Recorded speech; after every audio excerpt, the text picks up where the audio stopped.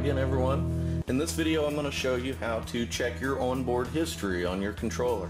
Every MegaTron line of controller, whether it be SS, XS, or full-size MegaTron, has an onboard history that's totally separate from its Web Advantage connections.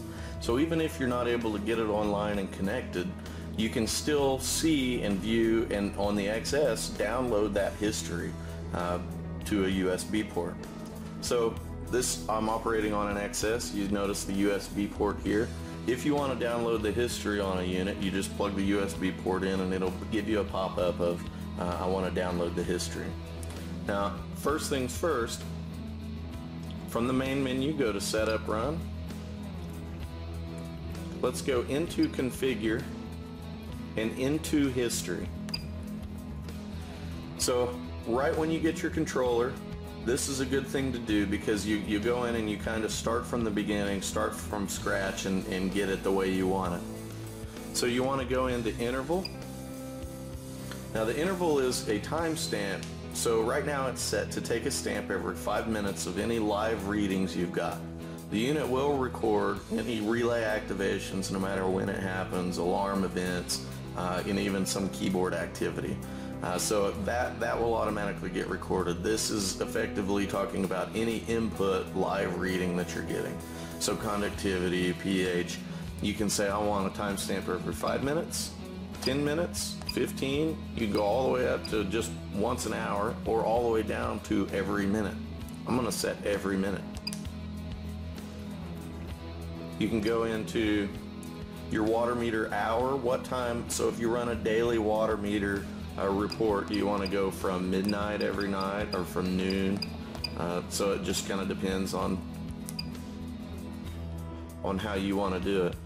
There's also a delay for alarms, so if you're getting a lot of no-flow alarms, for instance, you know they've got problems where they might bounce up and down on startup.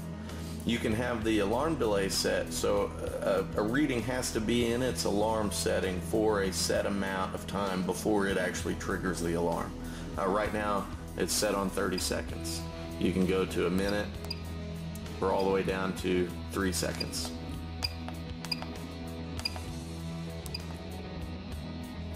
Save format is important. There's a couple of ways that the unit will save its history for you to download on the XS onto your thumb drive. If you go in here, you'll notice it comes from the factory as a comma-separated file. This lets you plug your thumb drive in, download the history file, and upload it directly into Microsoft Excel or any other spreadsheet type program that'll accept a CSV file. If you plan on taking this data and then uploading it to Web Advantage, which you can do and use our history graphing, then you'll want to come in and change it to Web Advantage format. The thing to remember is once you change it, any past history that you've got gets erased. It only saves in that format going forward. So if you've been saving 6 months worth of comma-separated history, and now you've decided you want to take it and plug it into Advantage, to Web Advantage, it will only work going forward. It won't go back and convert the already saved information over. So this is why it's important to get it right first.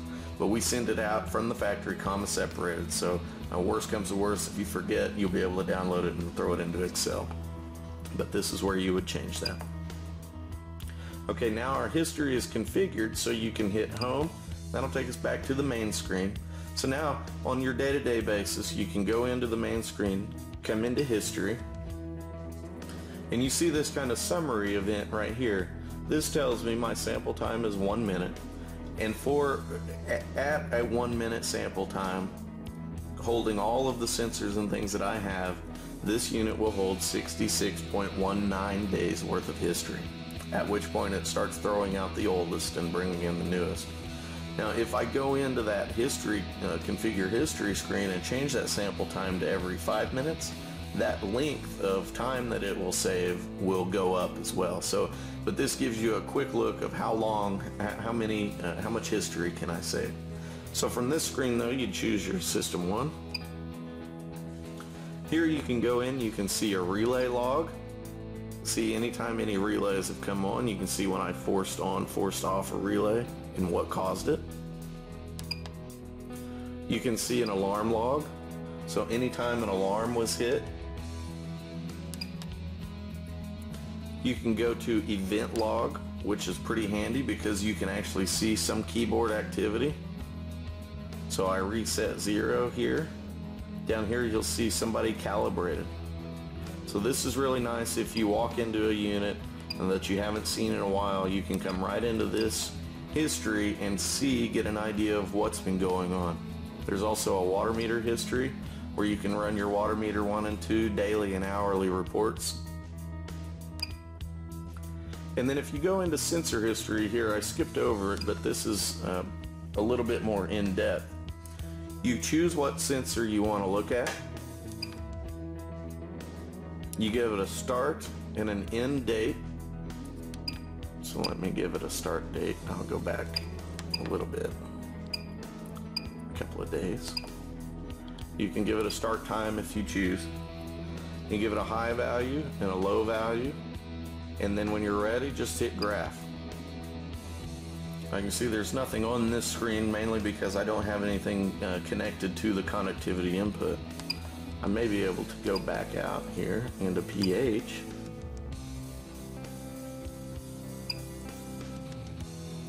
And pH doesn't have any inputs either.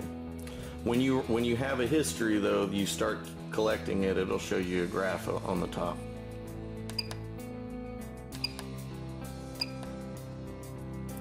Also, as part of history, if you come back to this main history review and go into other, you can view any milliamp input history, any totalizers, relay logs, and alarm logs here as well for your milliamp inputs. All the history pages are essentially set up the same way, so if you can navigate through conductivity, you can see your milliamp inputs as well. And that is the onboard history functions for the XS, SS, and MegaTron line of controllers. If you get stuck or have any questions, don't hesitate to call us at 800-743-7431, and our customer service department will be happy to help you. Thank you again.